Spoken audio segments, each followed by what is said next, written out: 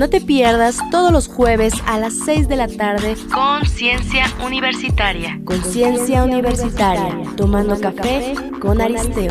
Síguenos en todos nuestros lives a través de Facebook Profesor Octal y YouTube Octavio Aristeo. Síguenos en todos nuestros live a través de Facebook Profesor Octal y YouTube Octavio Aristeo. No te olvides darle like y compartir. Conciencia Universitaria, tomando café con Aristeo.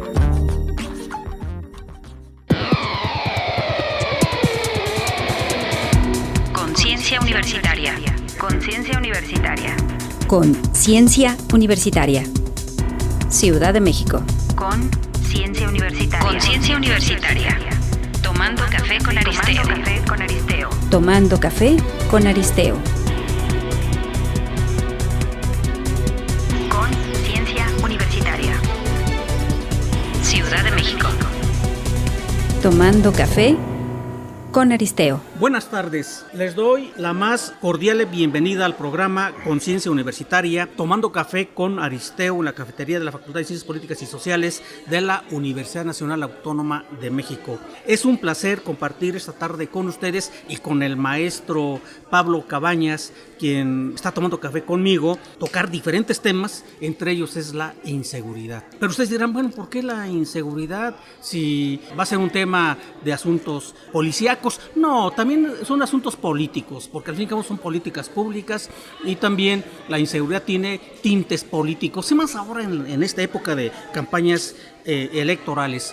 Ya saben que buscamos construir y crear conciencia universitaria y ciudadana con diversos temas políticos, económicos, sociales y culturales, además de contribuir en proporcionar una comunicación de alto nivel de contenido con un manejo responsable, el ser certeros en los comentarios actualizados de interés y de vanguardia para formar y fomentar una conciencia universitaria y ciudadana académica. Así que nuestro objetivo es proporcionar información certera y verificable. Por lo consiguiente, como profesores universitarios, nuestro propósito es estar íntegramente al servicio del país y de la humanidad, de acuerdo con un sentido ético y social sin fines de lucro, superando constantemente cualquier interés individual, fomentar el respeto, la tolerancia, el diálogo, la pluralidad de ideas y de pensamiento.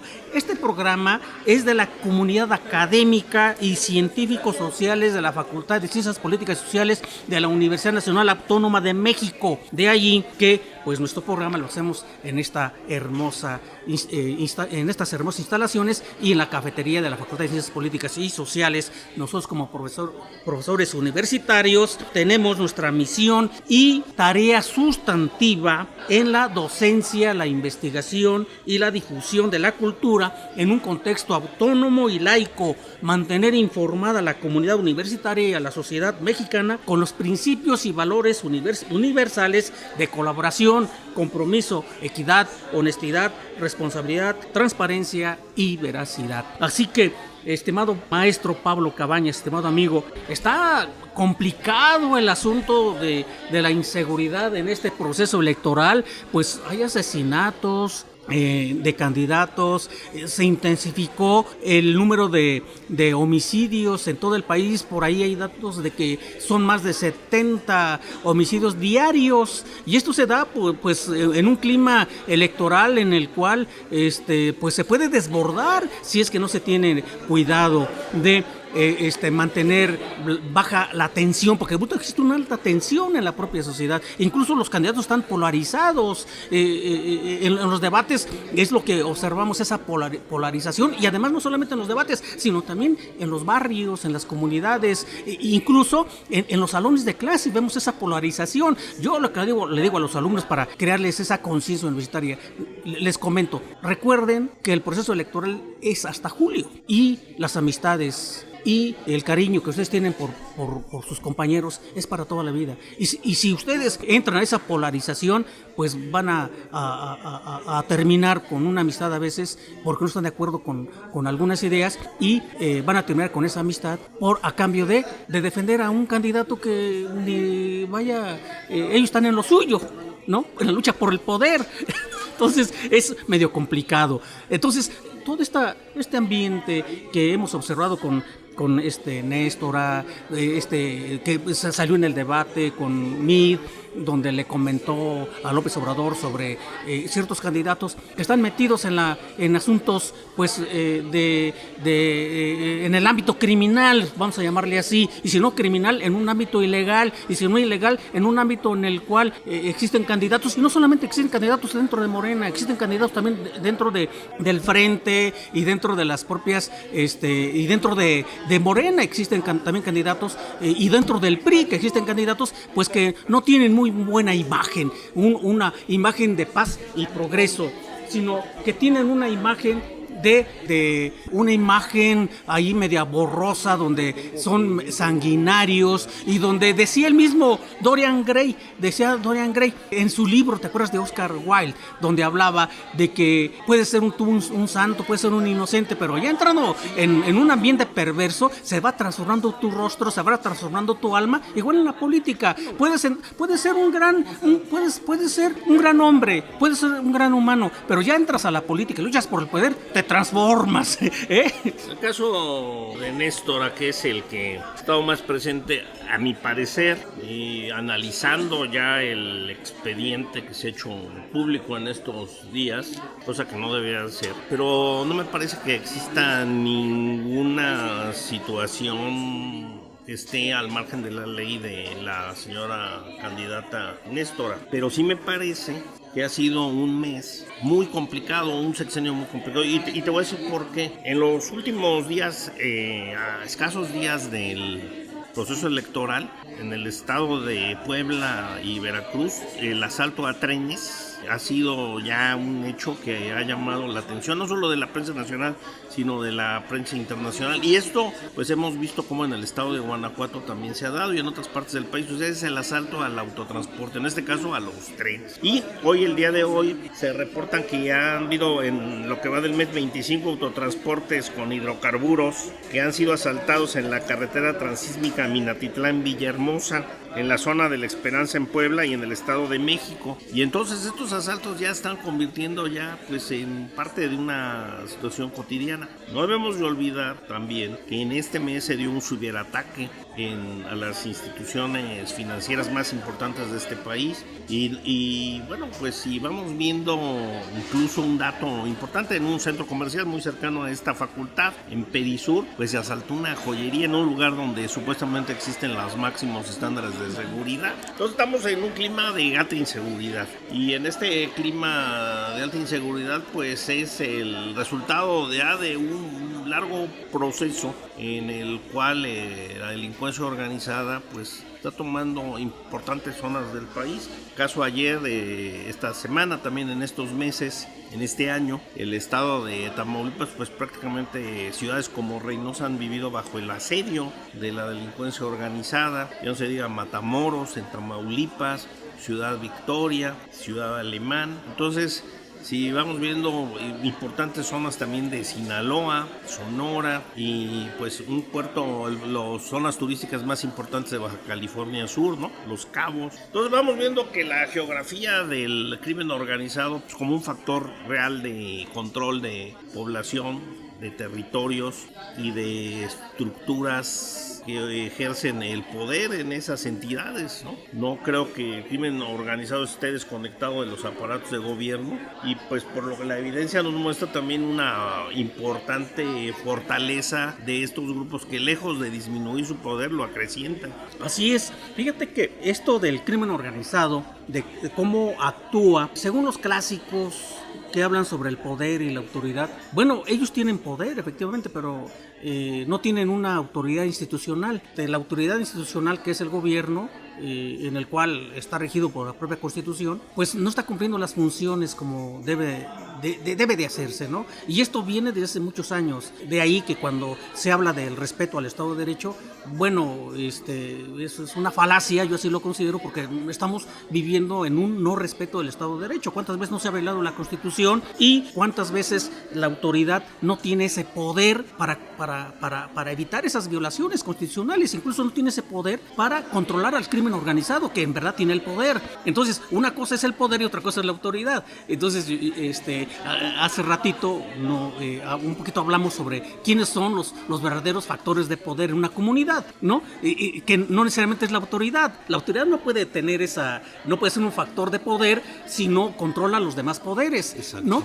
Entonces, y a la autoridad se ve rebasada por los mismos poderes y tienen que someterse a esos poderes la propia autoridad. Entonces, ¿dónde está el Estado de Derecho? Yo veo esto, por ejemplo, si vamos al caso. Primer debate, el candidato Meade tocó los departamentos de López Obrador. Pues creo que no fue una buena apuesta, porque al paso del tiempo pues lo dejó de tocar ese tema. Y ahora tocan el caso de Néstor, pero este caso podrá opacar toda la ineficiencia, ineficacia y pues esta profundización. O sea, prácticamente los caminos, las carreteras mexicanas, pues los estudios de las cámaras de comercio, de los grupos empresariales y de los propios ciudadanos pues muestran que los caminos no son seguros.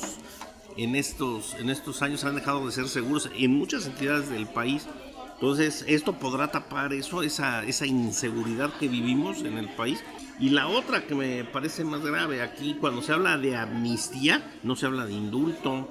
O sea, ahí también yo creo que hay un problema conceptual en estos grupos cuando se ataca. Amnistía viene también a la Segunda Guerra Mundial. Alemania es vencida, se creó un tribunal de Nuremberg. Pregunto, ¿todos los alemanes tendrían que ser asesinados o tendrían que estar en la cárcel? Pues no, era imposible, ¿no?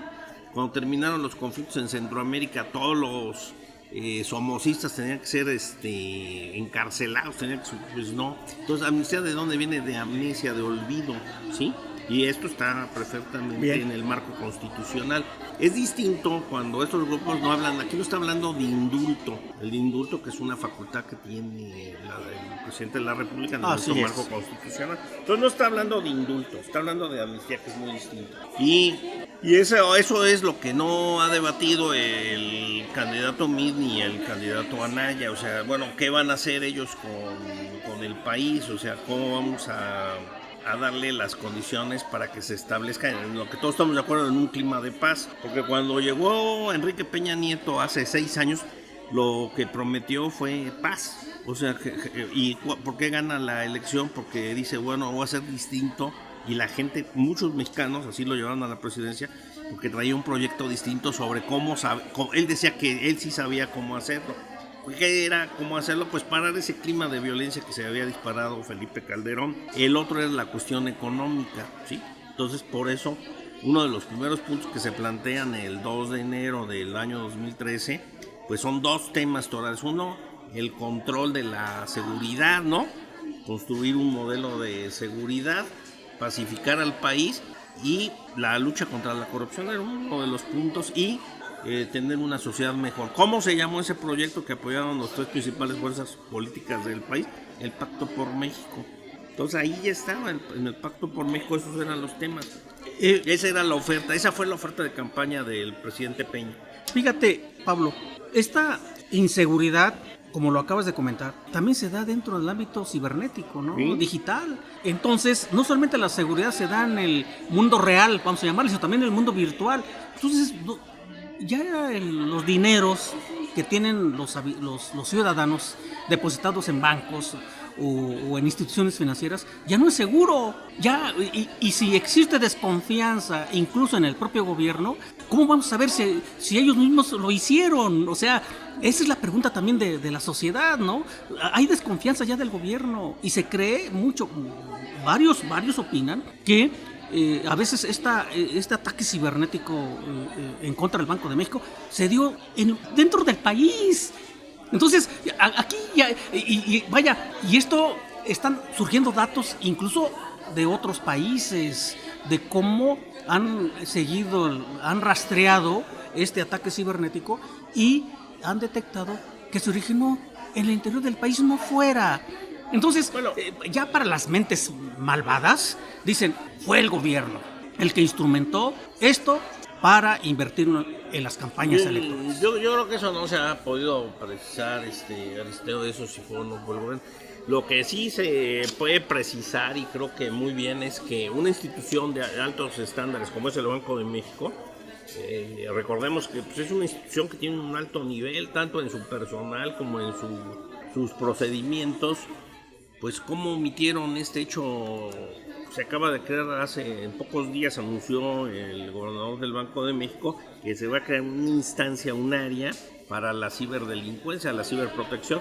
Y entonces ahí la pregunta que cabe, ¿y por qué no existía esto? Es decir, es un área importante.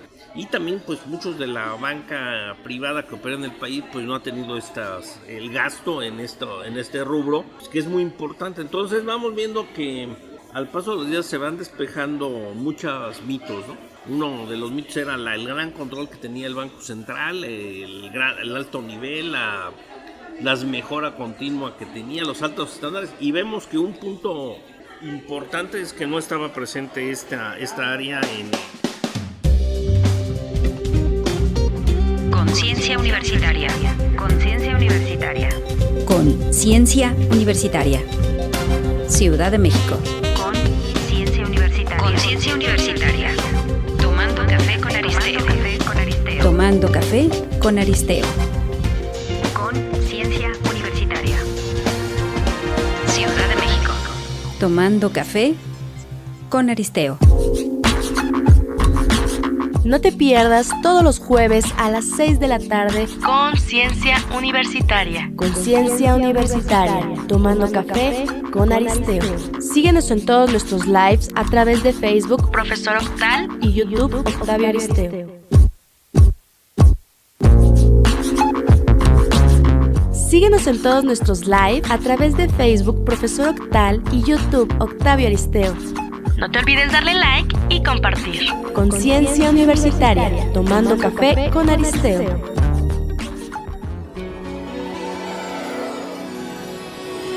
Conciencia Universitaria. Conciencia Universitaria. Conciencia Universitaria. Ciudad de México. Conciencia Universitaria. Conciencia Universitaria. Tomando café con Aristeo. Tomando café con Aristeo.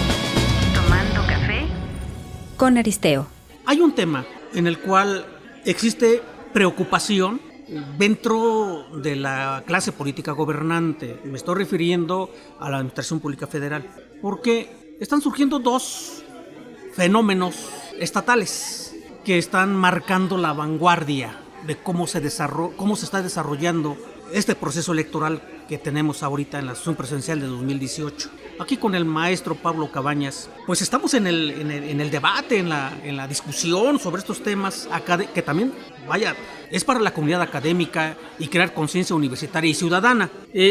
Lo de Chiapas, el fenómeno que está en Chiapas es muy interesante, y no solo en Chiapas me quedo, Pablo, también existe ahorita un problema en Chihuahua, donde los gobernadores pues en cierta forma están jaloneando, se están jaloneando, y se ve la diferencia de la clase política que gobierna nuestro país, que ya existen diferencias importantes y que al fin y al cabo es poder, los poderes regionales.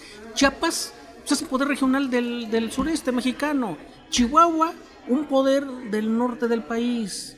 Entonces, ya estamos viendo la polarización de estas estructuras de poder, en los cuales, si la clase gobernante tiene la capacidad de controlar estos poderes, pues su autoridad disminuye. A mí me llamó mucho la atención en el caso de Chiapas. Primero, pues, la forma en la que entró el candidato del PRI, Roberto Albores, pues prácticamente fue una imposición del centro al gobernador. Y recordemos también la pugna que existe entre el gobernador Manuel Velasco y Aurelio Nuño. Es pugna y una diferendo que ya viene de data atrás, porque tuvo problemas en implementar por el poder de la CENTE en el estado de Chiapas la reforma educativa. Entonces ahí nace esta pugna y finalmente se hace a un lado al gobernador y se le impone la figura de Roberto Albores del día 23, en la mañana del 24 de mayo, cuando recibimos una nota en la noche. Entonces a mí me llamó mucho la atención ese deslinde del Partido Verde. Pero fíjate que eso tiene su antecedente en el Estado de México, en donde el PRI rompió la alianza con el Verde. En el Distrito Federal también el PRI va solo. Entonces estamos hablando de un nuevo reequilibrio de fuerzas, tanto de centro-periferia, de periferia-centro. Y llama la atención aquí la salida de un hombre que no quería al candidato del PRI, el gobernador Velasco, y además la fortaleza que lleva el candidato, ¿qué es el candidato del gobernador? Su anterior procurador, Rutilio Escandón. Entonces no me queda la menor duda de que pues, es un golpe muy fuerte para las aspiraciones, otro golpe más a la campaña de candidato José Antonio Meade, un golpe rudo, quizás muy fino, pero también de la ausencia de elementos políticos en los que fue construyendo esas candidaturas. Quien fue defenestrado de presidente del Comité Ejecutivo Nacional del PRI, Enrique Ochoa Reza, quien vamos a ver en las próximas semanas, en los próximos días, cómo muchas de estas candidaturas empiezan a ser cuestionadas por las bases priistas. En el momento que se les llame a votar, pues van a empezar a ceder espacios o a perder, ¿no? Porque aquí lo hemos dicho, el PRI ahorita una parte muy importante del PRI está de brazos caídos. Uh-huh. Está en silencio. Esa es la rebelión priista, no es de gritos y sombrerazos, es de silencios y brazos caídos.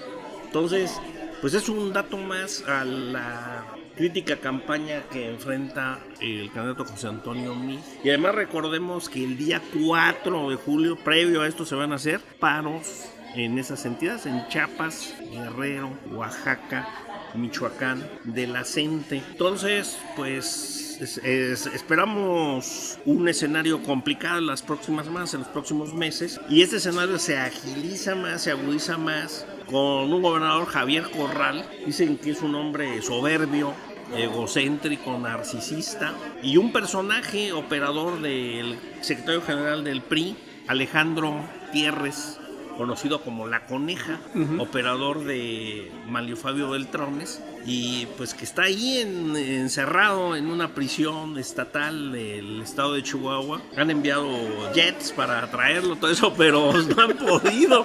O sea, entonces el gobernador, estamos esperando que salga un fallo de la Suprema Corte de Justicia. A ver, y ahora sí yo pondría la pregunta, soy muy cuidadoso, como decía nuestro amigo maestro y querido maestro de esta facultad, Juan María Alponte, a ver el significado de las palabras, a ver si Corral sería liberarla, sí, que sea trasladado al centro, a que sea juzgado. Pero lo cierto es que vamos viendo lo que yo llamaría también una sutil rebelión de muchos gobernadores, porque les impusieron, aquí lo hemos dicho, les impusieron candidatos, les impusieron estructuras, les quitaron facultades, y el PRI, recordemos que ese mismo personaje, Manlio Fabio Beltrones, que les dijo a los PRI, señores, hagamos la segunda vuelta, ¿sí? Y Felipe Calderón todos decían, no, pues una segunda vuelta. No, dijeron Enrique Ochoa Reza y el grupo encobijado por el candidato que hoy va en tercer sitio en las encuestas, José Antonio, me dijeron no, en una sola vuelta y ganamos. Era una tesis del presidente Peña, decía, en un mes lo conocen, sube con toda la fuerza y en un mes ya está arriba en el pináculo de las preferencias electorales, ¿no? Pues no ha sucedido así, y lo cierto es que pues, estas segundas vueltas, en el caso concreto lo vimos en el segundo debate. ¿Qué pasa? Se enfrentan las fuerzas. José Antonio Meade, pues su tema que ha quedado, ¿no?, en estos días es Néstor. No veo que ese tema tenga buen asidero, porque su candidatura está acompañada por dictámenes de Comisión Interamericana de Derechos Humanos, Amnistía Internacional, el Alto Comisionado, etc. Entonces es una candidatura que está blindada por esos aspectos. En el caso de Ricardo Anaya, hace una pregunta muy técnica. Les comentaba que yo he producido 6 libros aquí en la facultad, prácticamente sobre temas electorales, que me han producido esta facultad en coedición con otros autores. Tengo aproximadamente 11 artículos académicos y más de 1000 artículos periodísticos sobre el tema. Entonces la conclusión, desde 1988 que he trabajado estos temas, la conclusión a la que llego es, pues, la pregunta que hace el Bronco. Dice, voy a expropiar Banamex. Ricardo Anaya retoma el tema y dice, bueno, Andrés Manuel, en tu gobierno no creció, y si creció fue por la venta de Banamex en inversión extranjera en el año 2002. Una pregunta técnica, y nos explicaron el otro día en el seminario aquí en la facultad, un seminario que entramos sobre medios digitales, nos decían 85 o 90% son contenidos recreativos, ¿no? Y prácticamente un 10% deportes, otro 10% varios, y prácticamente 1% temas estrictamente políticos. Entonces, él al hacer esta pregunta, es una pregunta muy compleja, que no toda la gente tiene esta información, Ricardo Anaya. Pero fíjate, ahí viene la parte fina. A ver, le da el golpe y la gente no entendió eso. ¿Qué se quedó de esa propuesta?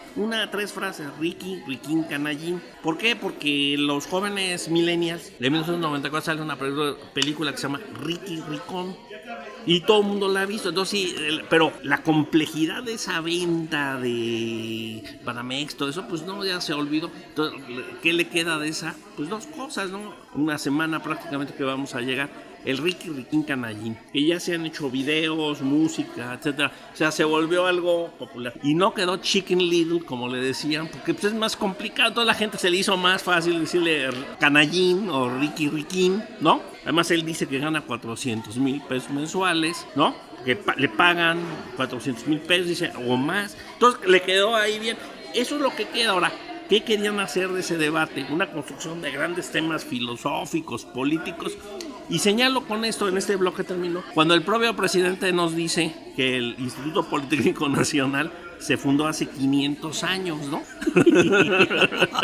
O sea, todavía no llegaban los españoles y ya estaba el Politécnico. Entonces, pues con esa materia, digo, pues no va a ser un debate político, filosófico. Conclusión, creo que fueron mal preparados. Ricky Riquín lo preparó mal su equipo, que es Castañeda, que son los grandes intelectuales mexicanos, pero están disociados de la realidad nacional. Luego el otro, José Antonio Meade, pues llega a darnos un informe burocrático, ¿sí? Como si estuviera hablándole a sus empleados o arengando a los directores generales de una dependencia oficial, pero no a ciudadanos que están buscando su voto. En cambio, el licenciado López Obrador, muy claro. Ahora, el Bronco, pues es un hombre chistoso que va todos los días teniendo problemas. Ya los empezó a tener con López Dóriga, quiere cortar manos, muñecas, quiere además dar latigazos. O sea, él quiere convertir esto en una especie de una Arabia tropical, ¿no?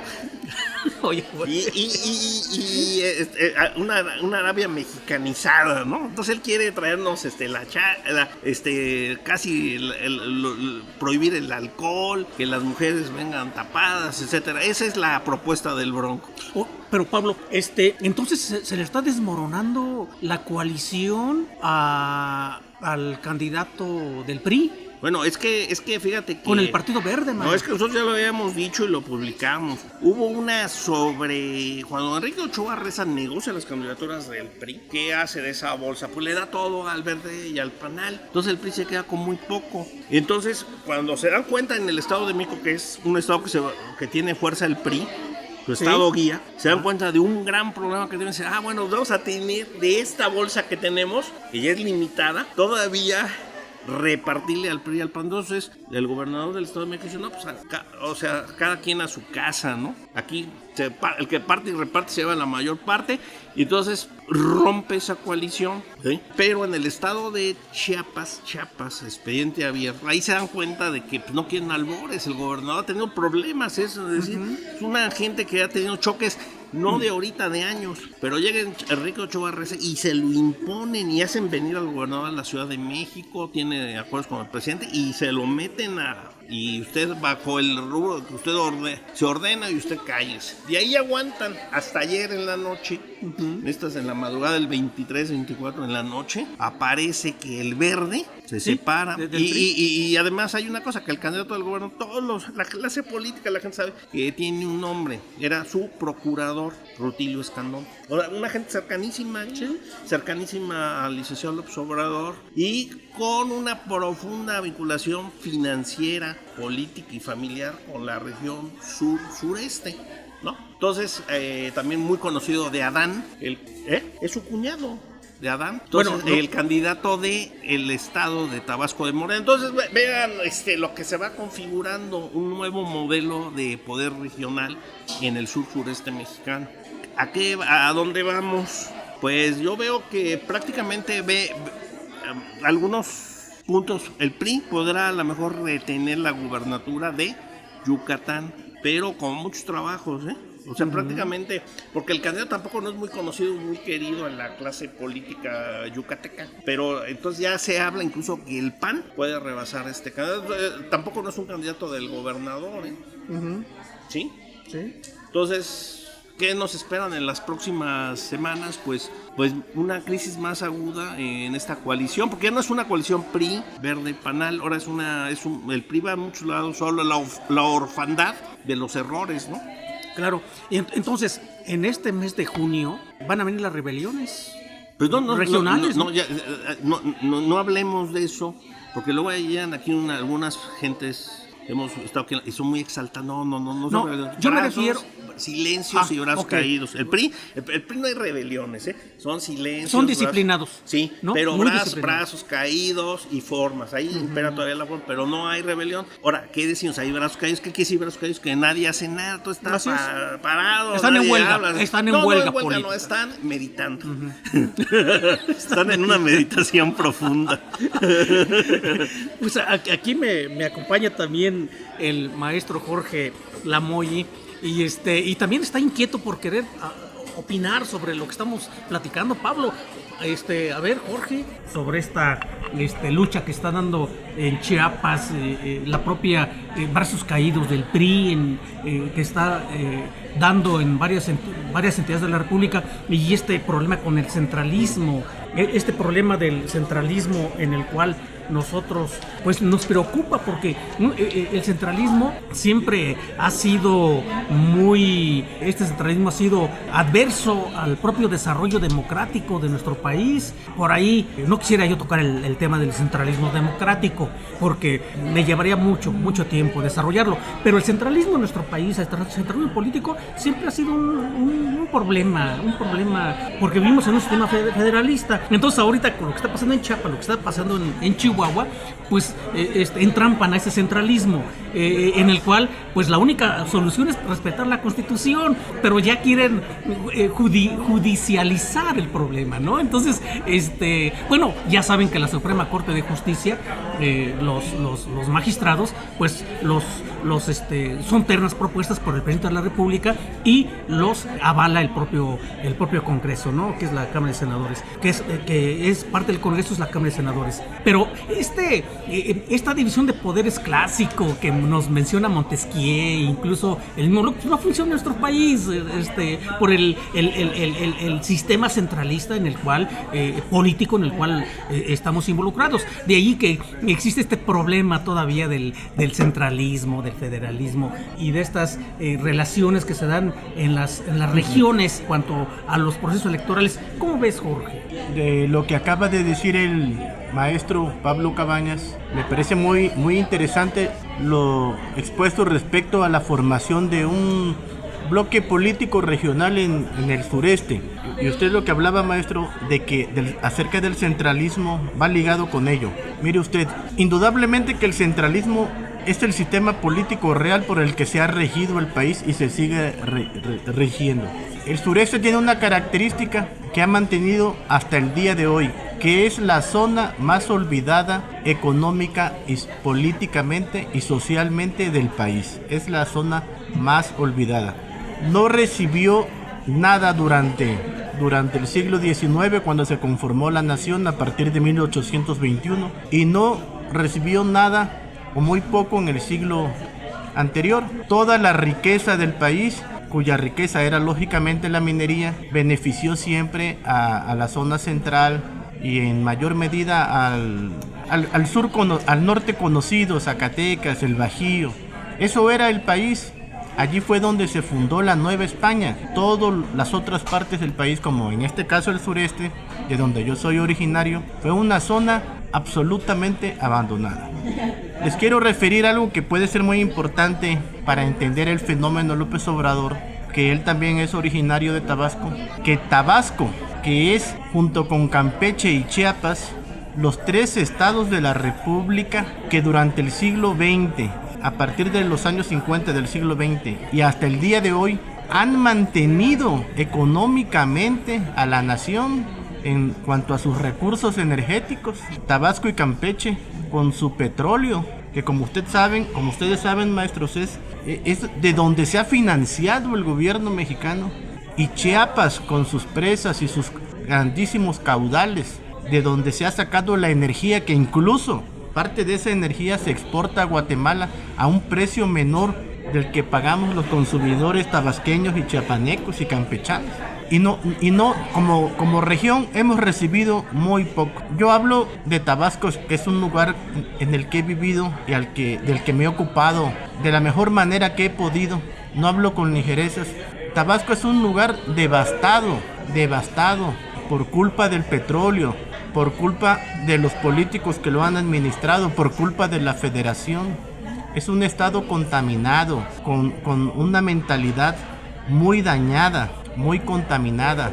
Conocedores de los fenómenos sociales y estudiosos de Tabasco me dicen algo que siempre me ha conmovido: la contaminación que Pemex ha dejado en el aire y en el suelo tabasqueño la podemos remediar, pero la contaminación mental, la perversión de todos los métodos de trabajo que causó el petróleo en los 40 años que lleva ejerciendo el poder en Tabasco, ha destruido los sistemas de relaciones humanas, y ha destruido la relación entre el gobierno y los ciudadanos, y ha destruido la ancestral capacidad del tabasqueño para trabajar y sobrevivir.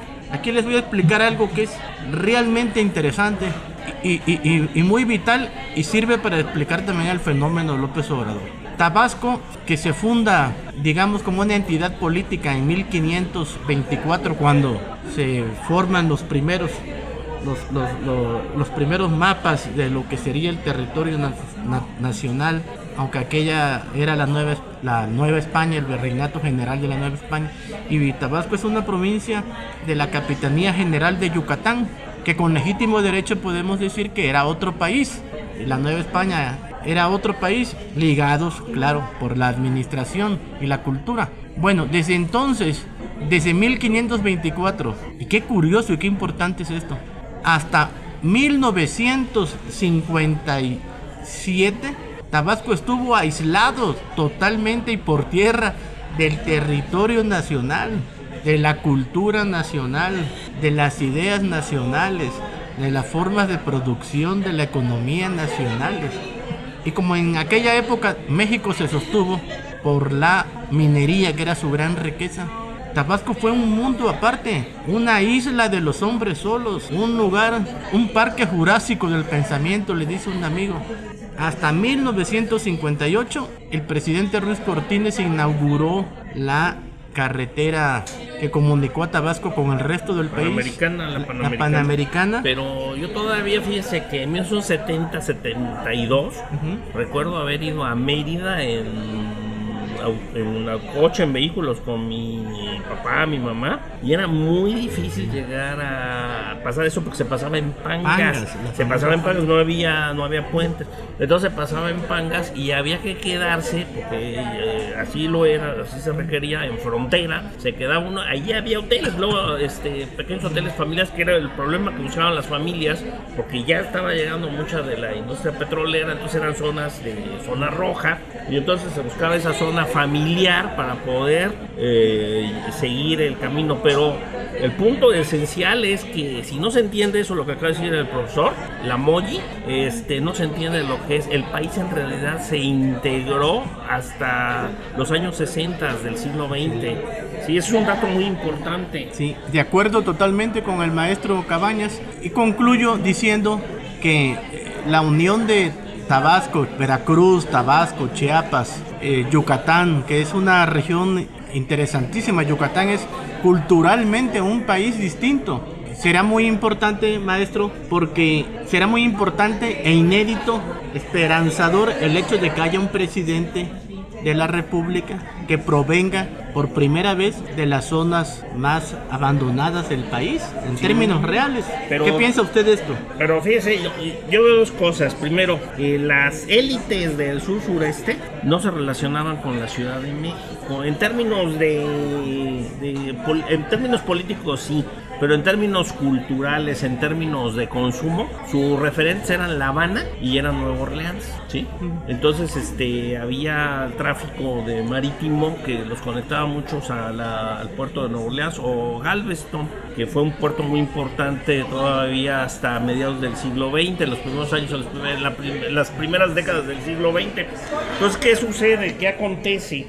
Que es muy importante. Entonces estas élites, la casta divina, los grupos de poder de Tabasco, eso, pues era más fácil por vías fluviales conectarse con La Habana, que eran sus referentes de consumo médicos, etcétera, o Nueva Orleans o Galveston. Sí, sobre todo los yucatecos, ¿eh? Sí.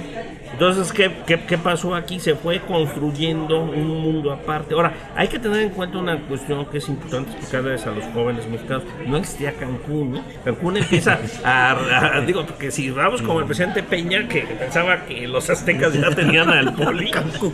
Sí, Cancún no existía, ¿eh? Cancún es un desarrollo que genera el presidente Luis Echeverría en los años 70. Entonces se van a crear otros polos de desarrollo. Pero nuestro país era un país que no estaba integrado. Se empieza a integrar hasta los años 70, a mi punto de vista, porque en 58 se da ya las carreteras, pero ya la integración real, y el licenciado López Portillo lo integra con una cuestión muy importante, fiscal y financieramente integra al país, ¿sí? Es que son la parte, las leyes fiscales que genera López Portillo, se hace todo un acuerdo muy importante.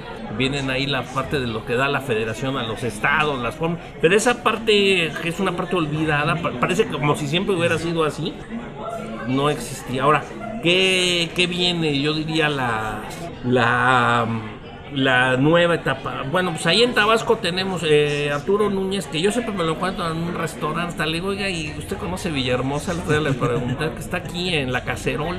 Ahí está siempre desayunando. Él vive en la colonia Florida. Sí. Y ahí está siempre, yo lo veo ahí. Hasta pensé que ya no era gobernador. Él, para congraciarse con mí, pone a un joven que es perredista, que es yerno de José Antonio Martel, dirigente priista. ¿Y cómo se llama este joven? Gaudiano Rovirosa, que está casada con la hija de... Sí, de José Ramón Martel, pero es importante hacer esta precisión, que este muchacho Gaudiano es parte de la oligarquía criolla, como les decía un amigo, de la oligarquía tropical, es nieto del gobernador Rovirosa Guade. Entonces, esa genialidad de Arturo Núñez, conocido como el Pingüino, hace ese movimiento, dice, no, pues aquí ya agarré, pero sale esa figura de Adán. Adán es una figura regional y también muy ligado con Rutilio, ¿o no es cierto? Sí, son concuños. Entonces ve ahí la fuerza de los campos. Luego tenemos a otra parte que es muy importante, que es un estado, ya dos estados que están en una situación de crisis, que es Yucatán, donde el panismo era fuerte, y Quintana Roo, donde supuestamente es el PRIAN el que gobierna. El PRIAN. Entonces vamos viendo que esto está cambiando. ¿Cómo está Campeche hoy? ¿Cómo está Ciudad del Carmen? Abandonado. Dice que llega uno y es un pueblo fantasma. Abandonado, Ciudad del Carmen. Ciudad del Carmen está abandonada. Hasta el otro día me encontré las personas que trabajaban en los hoteles. Estaban llenos, ¿eh? Ciudad del Carmen era un lugar con pésimos servicios, hoteles carísimos, más caros que Nueva York. Más caros. Más caros que... De veras, ¿eh? Yo una vez estaba en Ciudad del Carmen y les dije, ¿por qué es aquí más caro que Nueva York?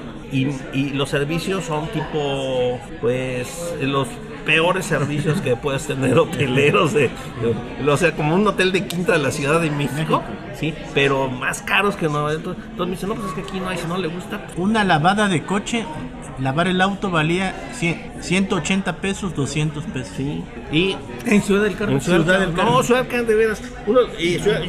Yo 2 viajes que hice, uno a Coatzacoalcos y otro a Ciudad del Carmen, no me dejaron pasmado en lo costoso que era la vida ahí.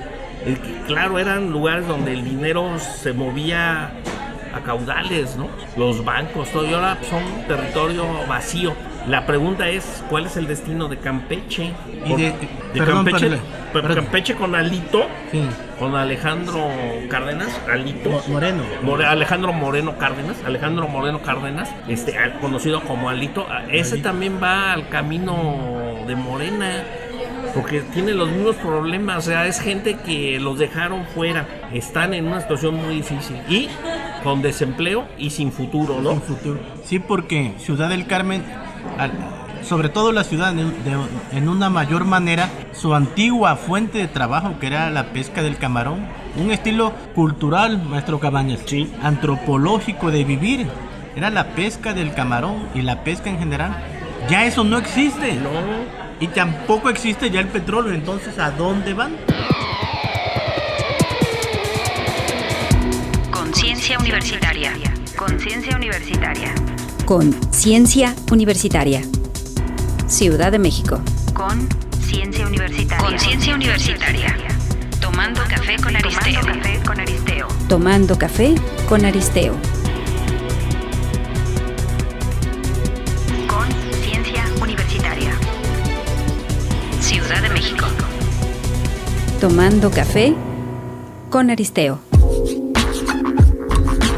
No te pierdas todos los jueves a las 6 de la tarde Conciencia Universitaria. Conciencia Universitaria, tomando café con Aristeo. Síguenos en todos nuestros lives a través de Facebook Profesor Octal y YouTube Octavio Aristeo. Síguenos en todos nuestros live a través de Facebook Profesor Octal y YouTube Octavio Aristeo. No te olvides darle like y compartir. Conciencia Universitaria, tomando café con Aristeo. Yo me acuerdo de haber ido a Ciudad del Carmen antes del boom petrolero en los años 60 y pico. Era de veras, eran unas comunidades muy pequeñas que vivían de la pesca. Pues. Bueno, cuando conocí Paraíso en Tabasco, ya la otra vez hace unos días que fui, no tenía nada que ver lo que era Paraíso, nada. Es más, hasta me dieron ganas hasta de llorar de ver cómo habían devastado ahí. Cuando conocimos Tabasco en la época de Rovirosa, pues prácticamente era una ciudad del centro. Estaban ahí el famoso, que sigue todavía por lo menos, el rock and roll. Una accionería, un restaurante. Y hoteles muy modestos que se veían y que eran ganaderos. La riqueza era la ganadería. Ganadería y agricultura. Entonces creo que el hotel se llama el Villahermosa, ¿no? El que estaba ahí donde está delante del rock and roll. El Olmeca. El hotel Olmeca era el único que era de tipo familiar, ¿no? Y se acabó. Luego empezó el Tabasco 2000, ¿no? Sí, ese es el desarrollo inmobiliario de Rovirosa. De Rovirosa empezó ahí a surgir Liverpool y las tiendas, y ya era el auge petrolero. Lo mismo le pasó a Chiapas, en Tuxtla, los Caminos Real y todo eso. Y fue una riqueza aparente, fue un espejismo. ¿Por qué? Porque se decían en todo el sur, donde se venden más los automóviles Gran Marquis, en sur-sureste, donde se venden más los Rolex, sur-sureste, donde se venden las botellas más caras de alcohol, sur-sureste. Y ahora vean cómo quedó eso. Entonces ahí ese surgimiento que está diciendo ese discurso se ancla muy bien, el discurso de candidato Adán y el candidato Rutilio. No, de veras, son discursos que están penetrando mucho. Y hoy vemos, por ejemplo, que a Gaudiano, que quiso hacer el amarre con otra pinza de la pinza priista del pingüino, pues yo creo que fracasó el amarre del pingüino. Además hay que recordar que el licenciado López Obrador se siente traicionado por Arturo Núñez, el pingüino. Lo que quería apuntar es que al hablar del sureste no hemos olvidado los grandes méritos de la industria y de la ciudadanía y los verdaderos empresarios del norte, que también han movido al país y han producido mucho, como Nuevo León, que tiene un PIB alto. Pero no pasemos por alto que toda la región del norte, digamos la zona económica del norte, forma parte de toda una región con los estados sureños de Estados Unidos. Es decir, conforman una propia región de la que el centro no ha tenido beneficios más que por las cargas fiscales, por el centralismo, como dicen los maestros aquí presentes, y el sureste abandonado. Eso sí, el sureste abandonado hasta ahora, ¿verdad, maestro Cabañas? Entonces, yo no está abandonado. Es extraer riquezas, y parte de esa riqueza natural es el petróleo. Entonces nos convertimos en unos depredadores, ¿no? Los del norte y los del centro. Que la solución que dio Peña Nieto fue la privatización de Pemex. Ya están ahí las empresas, llegan grandes empresas, pero esas empresas no van a invertir en el Estado. Ellas van a lo que van, y con una óptica. Si con Pemex hubo estos problemas, imagínense lo que va a haber yo creo que llegamos a lo que decían esa novela que es brillante de Graham Greene, Camino sin Ley. O sea, prácticamente son estados abandonados y dejados a la nada, porque toda la gente vivía en la economía del petróleo, trabajaban en Pemex, o las tiendas o los negocios dependían del ingreso de sus trabajadores, las escuelas particulares dependían de los padres. Es una economía integrada Pemex. Y yo creo que fue la asignatura pendiente, el gran golpe que le dio Enrique Peña Nieto a esta región, que creo que ni siquiera lo han vislumbrado, porque el candidato José Antonio me dijo, siempre ha señalado en reiteradas ocasiones, la varita mágica, dice, llevemos el gas al sur-sureste y con el gas desarrollemos con esa varita mágica parecería ser que los grandes problemas que se están generando ahí se fueran a quitar. Y la otra problema es que en el sur de la región del estado de Veracruz, pues prácticamente, como te lo decía, hay una situación ya de ingobernabilidad. Entonces, pues estamos en una situación nueva, inédita, regionales, ¿no? Ahora, el sur es morenista, ¿eh? El sur está ya bajo el paraguas de Morena. Me atrevo a decir que el sur es la reserva de México. Uh-huh. Y miren, hay algo que me da terror, porque ya se vislumbra claramente, pero ya empiezan a surgir las primeras voces de medios poderosos que lo proponen, que se puede exportar agua de Tabasco y de la región sur a donde la necesiten. Eso a mí me aterroriza, porque Tabasco tiene el 33% de la reserva hídricos. Pero imagínense si con el petróleo, lo que hemos hecho, que se empiece a exportar el agua, sería algo de terror. ¿Qué piensan ustedes de eso? No, pues si ya, yo creo que ahí los tabasqueños tendrán que hacer la defensa, porque si ya se acabaron el petróleo, se acaban el agua. Ahora, eran regiones, la selva tabasqueña, pues ya queda poco de ella, ¿eh? Mire, lo increíble de Tabasco, lo peor que hizo el petróleo con Tabasco fue que pulverizó incluso la mentalidad de defensa del tabasqueño como sujeto. El tabasqueño protesta muchísimo, pero no en defensa de su territorio, sino en defensa del privilegio que significaba poder vivir prácticamente sin trabajar en Tabasco. Y un dicho antiguo de Tabasco, me encanta coleccionar dichos y refranes. Este dicho siempre me ha impresionado desde niño. Se decía antes del petróleo: en Tabasco el que no trabaja come, y el que trabaja se hace rico. Sí, y sigue siendo vigente. Efectivamente. Entonces, esto del petróleo tiene mucho... Vaya, es un problema profundo, porque al fin y al cabo el PIB de lo que significa el petróleo es el 40%.